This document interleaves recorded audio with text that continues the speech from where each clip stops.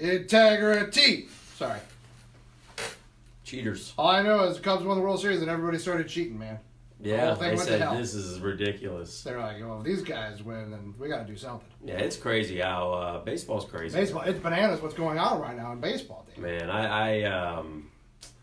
and it's not over. It's sad. Like I said, it's sad. I feel, I know a lot of people, want blood, and I feel bad for Carlos Beltran. I really do.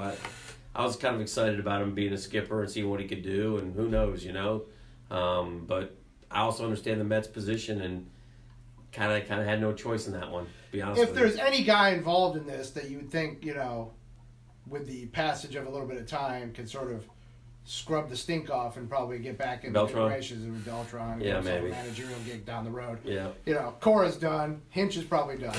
But and now what's happened, now the rumors, how did the steroids era start? With some reporter going, what's that, to McGuire? Because he had that big thing of Andro. Yeah. Right? And so that's how it kind of started. Right. And it was such the tip of the iceberg, right? Right. Well, so the Astros thing fires, the pitcher comes out, says the same thing, says, hey, these guys, what do you mean? And that's going to end up being like the tip of the iceberg. Sure. Bro. I think it's just going to filter down to more and more and more. And other things, like you said. And one thing we always said about the steroid era is once they cleaned it up, which they did, then they'll go on to something else. And they found something else. They found this, and they'll find something else. But this Jose Altuve buzzer thing is, oof. That's something else. That's another layer. There's a guy, like, okay, what if they don't want to find that out? Because they don't want to have to suspend him. Because it was a great story. What would you do to Jose Altuve if you found out he's been cheating for 3 years? Yeah. And won these batting crowds, do you ban him from the game? I don't know, they essentially blacklisted Barry Bonds. So I'm saying, but he kept playing. I'm saying they don't want to find out. No. They don't want to know about Jose Altuve, who hits 450 at home and 180 on the road or whatever. Go look at the playoff splits. They're not good. It's not, so. Jordash says, not big on baseball. I'm here for the hometown talk, like who's going to be our new OC. Oh, okay. Well, there's reports of interviews swirling. Yeah. I don't know if any of them are all that sexy. Ben McAdoo. None of them are sexy. At this stage of the game, Joe Brady would have been the best one. Just in terms of different, hey, this guy's a kid genius. This guy revamped LSU, but he's got NFL background. He worked under Peyton. That would have been the one to me if you were going to, that would have at least made me, to me, no disrespect to all these guys who have been successful coaches at a high level. They're all, Scott Linehan or Ken Wisenhunt. Or again, they're all guys that are super retreads. Ben McAdoo. Guys that have been offensive assistant Ben, of course, coaches. A lot of people don't know, is the son of Bob McAdoo, former Buffalo Brave and New York Knicks great. Bob McAdoo. Interesting. Yeah. Wow. A lot of people don't know that. I didn't know that. Yeah. Andre says, what about Keenan McCardell? Yeah. Well, here's the problem. Judging by all these interviews, you would think that they're not looking for an in-house promotion. Here's what I would say. I personally would be fine with Keenan being the OC. Okay?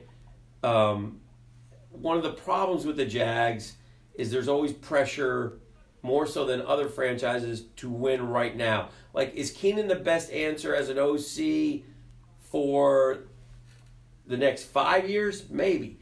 But is Keenan the best answer for an OC because he's never done it? Probably not. Probably not. Billy... That's why, and so this win now edict that is, because look, well, although of course we never know with Shad Khan. They might go 5-11 again and be retained. Get everybody back. They made some good draft picks, so I like the direction. Put on another statement. Now is not the time to panic. Billy noticed your 9-pound swing, Dan, and says you look thinner today. Oh, thank you. So thank you, Billy. Shout out. I'm starving right now. I'm going to go home. I'm going to dress into the gym shorts, go for a little walk run. Get my steps in, blast young intern Mike, who is 23 years younger than me, but I'm going to whoop his ass again in the steps. And even though he's working today, we'll compare Friday on Monday. Okay. Because intern Mike is working, so he says he'll have more steps. Like he's like a 2,000-3,000 step guy. I'm like a 15, 16, 17,000 step guy. Yeah, my steps are pathetic. Yeah, he's pathetic. I'm going to go ahead and hashtag doubt. This is a Coast Guardian, man. Doubt. It's pathetic. Look at what you're becoming, Mike.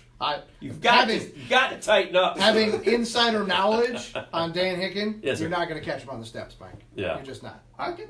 Dan Hicken's a step machine. You can get up all you want. This is a step machine. And now that he's motivated to step your ass into the ground, he's going to come in every day. He'll come in Saturday and be like, Saturday I walked 47,000 steps. I never stopped moving for 24 straight hours. Top that, Mike. If he hits 40,000, I can hit 40,000. Meanwhile, the rest of us will all team together and try to browbeat Dan into tanking his diet. Sunday at Gators Dockside Bay Meadows for our title weekend watch party, AFC NFC Championship watch party. We'll be out there over the course of the afternoon at various stages. You know what the wife just did for the diet too? She's been eating these prepackaged meals. Yeah, where it's all pre-prepared. Well, yeah, but they're like the portions are like this, so that's going to be a nightmare too. So I'll be. Well, what you do is you take 2 or 3 of those with you. Well, I can't. So the weight will be starting to pour off me here momentarily, I think. Dan's gonna. We're gonna come back like by spring training time, like by the time Dan goes down to see the Medis in St. Lucie, and Dan's gonna look like Christian Bale in The Machinist. Yeah. Just ribs poking out, shoulder blades sticking out of the back. What do you weigh, Dan? Looking great. 178. 116. When did you last weigh 178? Oh, like 15. Never.